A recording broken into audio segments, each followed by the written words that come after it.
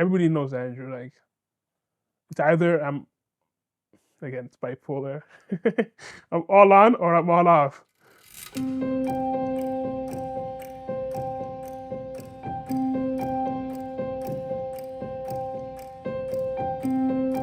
My name is Andrew Osei. I am a filmmaker, and in filmmaking, I take on the role as a producer. So, which means that I am practically the quarterback or the big daddy of the project. So I kind of oversee the entire process, talking to the client, from end to end. I've been running this company that I started, because I was really passionate about wanting to be like my father, who was an entrepreneur himself. He had his own businesses and everything, but I wanted to be exactly like him. And I started a company called Basics Media, around 8 years that I've been doing Basics Media for, so yeah.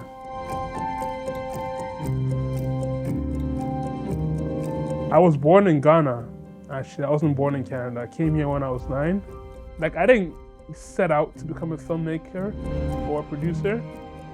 I set out to want to create a multimedia company.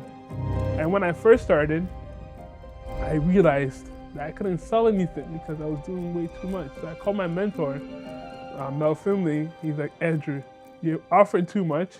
You're everything to everyone. Focus on one thing that you do best.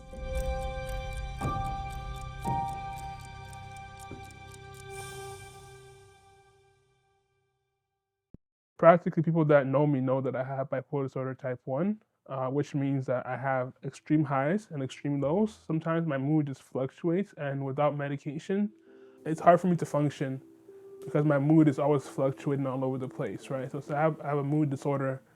So when I first was diagnosed with bipolar disorder, I didn't want to believe it. They were saying that, doctors were saying that, like, my behavior is not regular, it's not normal. Like, I had to take medication, and most of the time the medication made me feel kind of off, but I didn't want to take them. I didn't even believe that I had an issue. I just thought that people around me were just kind of like complaining for no reason. But I wish I had accepted it earlier, because I would have avoided a lot of trouble that I didn't have to go through if I just accepted it and just dealt with it for what it was at face value.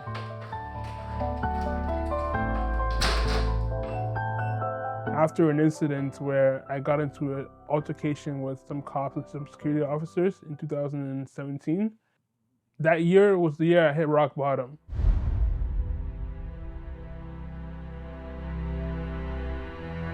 I heard later about Andrew's story and that he had been charged with assaulting a police officer, causing bodily harm. It was really a case of being at the wrong place at the wrong time. Andrew was, at the time, he deals with bipolar disorder, and he was in the throes of a manic episode. And he went downtown for a reason that was completely unrelated to this rally, but somehow he got caught up in it. And the police showed up, and they tried to break it up. Well, Andrew didn't know that this is what was happening. He didn't even think it had anything to do with him, because he wasn't there for that purpose in his mind. Unfortunately, the police took that as him resisting police authority, and they attacked him. And just like many other people, what did Andrew do? He fought back, because he didn't understand that that was what they were trying to do at that time. And at the time, he had been hospitalized because he had an index offense with the law.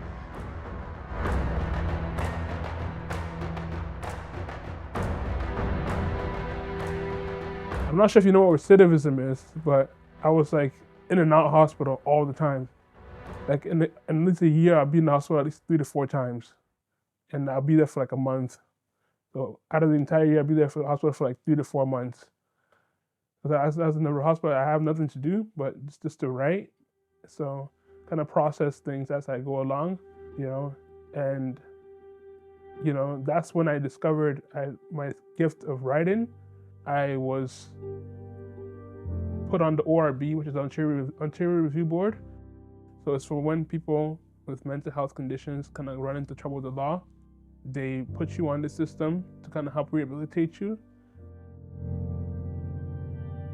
I helped to navigate along with his housing support worker, who was really instrumental as well. We navigated the Ontario Review Board system.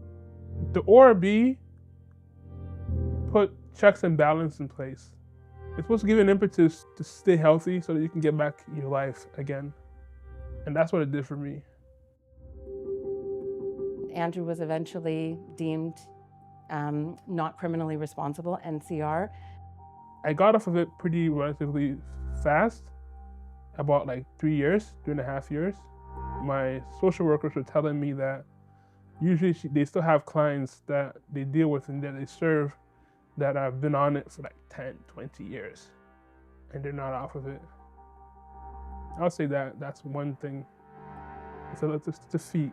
I mean, they were surprised one day I was in the meetings, every year, do my hearing, and they're like, "You have your business, you have this, you have that, you're doing good." Like, they were just like, "Wow." By the end of it, they were all applauding me. So, hey. Me and my dad don't really get along. I mean, he has his gripes against me, but I have my complaints against him too, but we're working on it. Basically, my father told me, he's like, like, when you're at rock bottom, you can either ask for a pillow and stay down there and cry about it, complain all you want, or you can start making way back up because there's nowhere else to go but up. But that's the work is on you, right? So that's when he told me that, and I know the type of life my dad has had, losing his previous family before us in the war. I was like, you know what, this is wise advice. So let me just take it seriously. If you're watching this, Dad, thank you.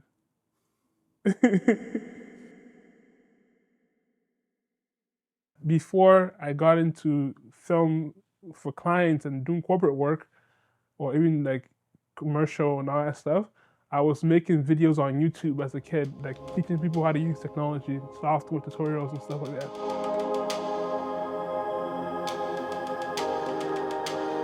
One thing that I value the most is the relationship that I have around me. So like from my relationship with my mom, my parents, my sister, my brother, business partners, that's where success lies personally.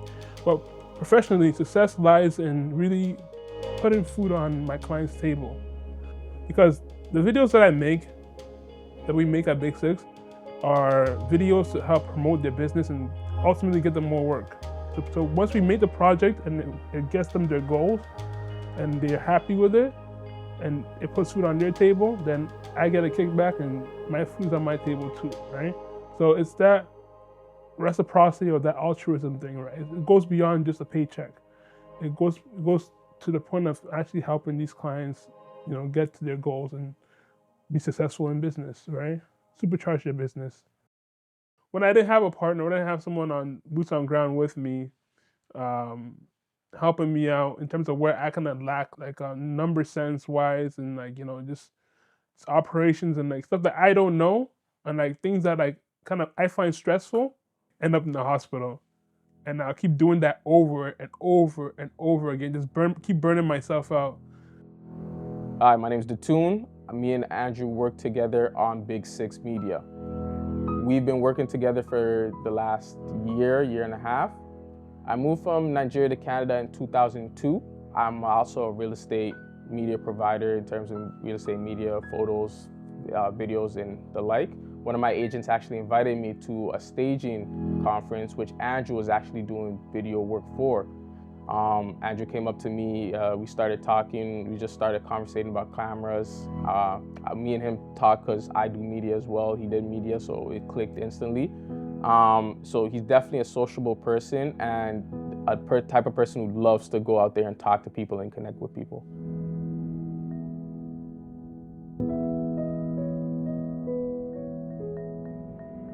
The one interesting thing about Andrew is that I get to learn a lot in terms of videography and photography and music scores and the, amazingness of interesting writing. When he has a new project that he's just finished and he's excited, or he's just landed a new client and he's excited, I get to share in that excitement with him. I think the skill sets Andrew has definitely, absolutely sets him apart from others. I think that's one of the strengths that's unique to him. I'm a more analytical person, that also shows in my approach to things. I'll take some time, relax, I'll analyze some things, and then before I go to a situation. But sometimes you need an action done instantly, right? Let's make a decision now, and you can rely on Andrew to be, okay, here's what we need to get done, and we can get that done, right?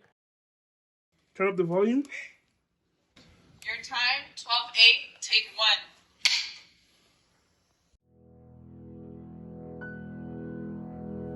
The thing I admire the most about my journey is just the fact that finding community, finding a group of friends and a web of relationships, both professional and personal, that kind of wrap around me and support me.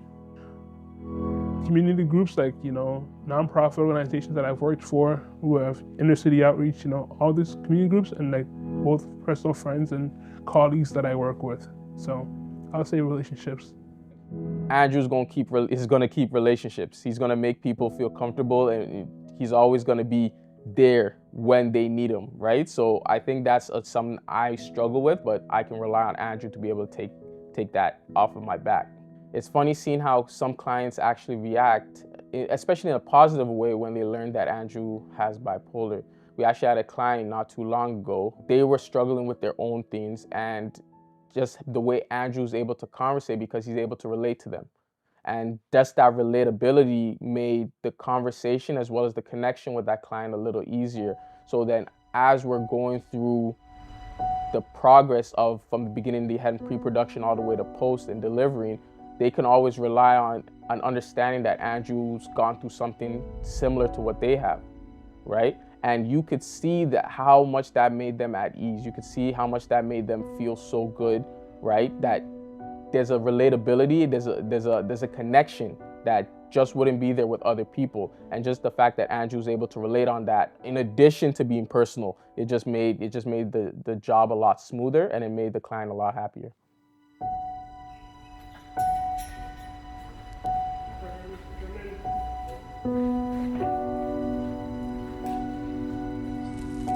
If I run out of napkins. If you can find me a business where the business partners did not have a disagreement, I will show you a very shortly run business. I have definitely had disagreements with Andrew. I think that's the nature of business, especially when you have a partnership. How we dealt with it, it's easy. We had conversations, we communicate a lot. We definitely have opposing point of views on some things. And sometimes, just having the conversation, hey, this is what I think. Hey, this is what I think. This is what, and we might go into it a little bit, but in the end, we're still friends. We're still happy with what we're able to produce, and it's not a big deal. It's life. And now that I'm working with my business partner Toon,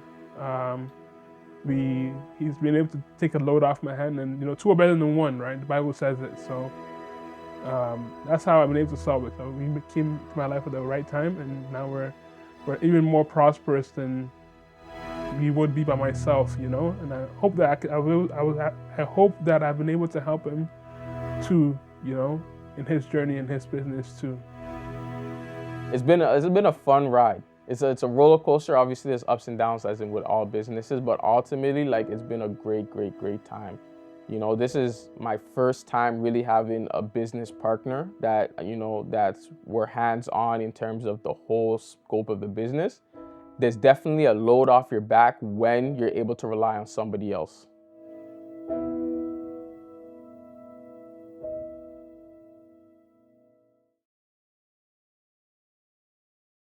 So I remember the last time that he was having a manic episode, and I went to his home and we started having a conversation. And he said to me, "Stacy, if you think I need to go to hospital, then I'll go." And for me, that was such a rewarding moment because it really solidified the trust that him and I had developed together. In that moment, my response was, "What do you think you need to do? How do you feel about going to the hospital?" He didn't go to the hospital in that moment. A couple days later, he self-admitted to the hospital and he got the reset that he thought he required. In that moment, the hospitalization wasn't the reward. The reward was that Andrew was able to identify, even when his mind was going rapidly, that things were not right. He was able to identify his symptoms and took himself to hospital on his own accord, got exactly what he needed. And you know what? Those are the things that are going to keep Andrew and anyone else safe. Being able to identify your own symptoms and knowing when to get help. An incident that's been paramount in my journey so far that shows resilience is just going through the ORB.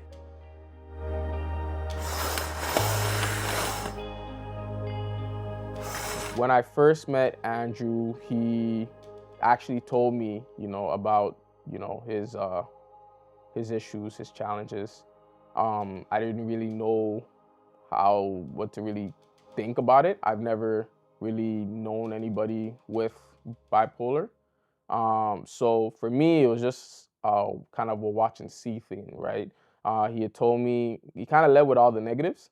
So for me, it was like, okay, this is weird. Cool.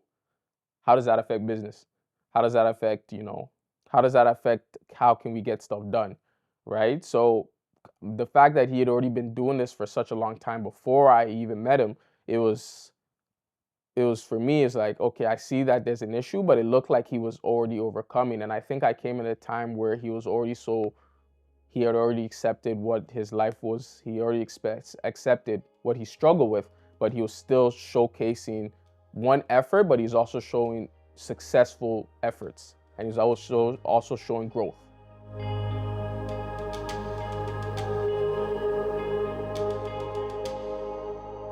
Beyond just the work side of things, also the moral support, right? There's times where like I feel like I'm having a rough day and I just talk to Tune about it. Just having the backup system, like kind of keep you upholded and structured, That's one thing I value. That's how I keep my stress levels down. I think for Andrew, one of the most important things is a sense of routine. Making sure, and that's not a routine that's, set up for anybody else, that's set up for him. It's an individualized pattern, something that resonates with his circadian rhythms. How does he work? When does he work best?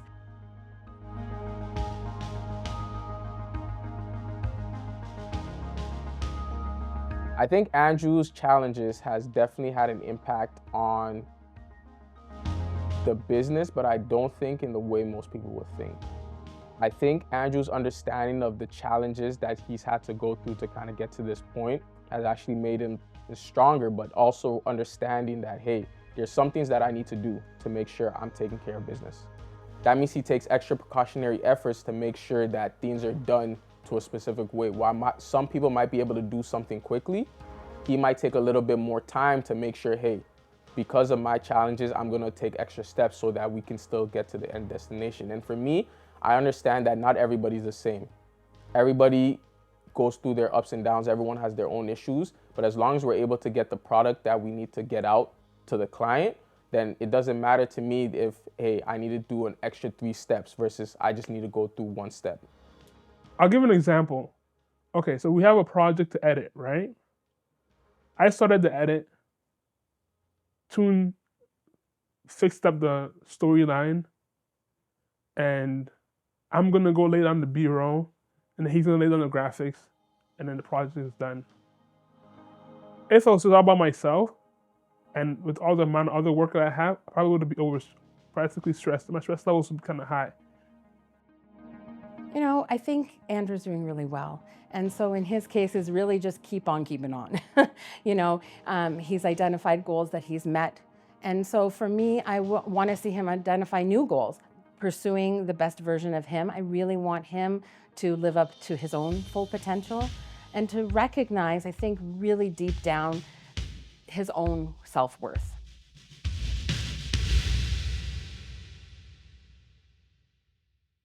I'll say the biggest piece of advice for someone that has gone through a similar situation that I've gone through is to come to a point of acceptance as soon as possible. Accept it. The second lesson I've learned, I would say, is getting out of that victim mindset. I just try my best not to look at myself as a victim. I mean, it's one thing to let things beat you up, but I try myself not to beat myself up over things too either, right? Life is already as hard as it is, so why beat myself up on top of it when life's already beating me up, right?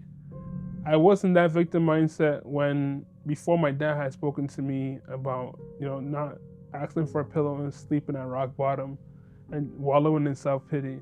Now that it's been years since that quote has been told to me, I've told it to many people when they've come to me and, asked me for advice. I just stole my dad's quote, told it to many people. And it seems to do the trick. Just remember, when you're at rock bottom, you can either ask for a pillow and sleep and wallow in self-pity and complain, or you can start making way back up because you're at rock bottom. There's nowhere else to go up. So, pretty hard-hitting advice. One thing I like doing when I can do it is just hanging out with my friends and cooking some food and just eating, hanging out together, talking, just socializing, making them laugh. And I like making people laugh. People might say I'm not that funny, but I make myself laugh. I like writing. That's one thing that not a lot of people would guess about me, but I like writing, especially when I feel like I have something pressing on my heart, or I want to get something out or process something. Then I like to take a piece of paper on a Google Docs, and just write out my thoughts. And then I also like listening to music. Music helps me a lot. So sometimes I'll go for every day. There's not a day that goes by where I don't listen to music. Sometimes I just put on Rolling Stones, Start Me Up, and I just go wild. But that's when I'm by myself. No one's around to watch me. You either win me or win. Win. The last thing that I really enjoyed doing, and I started doing it because I don't really like reading physical books, because I'm more of a listener and a communicator. I like going back and forth. So I treat these what I call audiobooks as lectures. So I learn from audiobooks on business or personal stuff, just personal development, stuff like that. So that's what I do. I mean, making healthier choices physically, especially eating in controlled portions and being conscious of what I'm consuming, it does affect my mood, and it makes me a much more higher performing person. The most rewarding aspect is a side effect of the fact that I have a mental health diagnosis, that I look at people with more grace. If I didn't have my condition, I'd probably be some guy that's always looking at people with a hardened heart, and not giving them the slack or when they mess up, because I mess up too. So just give people more grace. That's the thing and it goes back to just being a more open and, dare I say, compassionate person. Dare I say.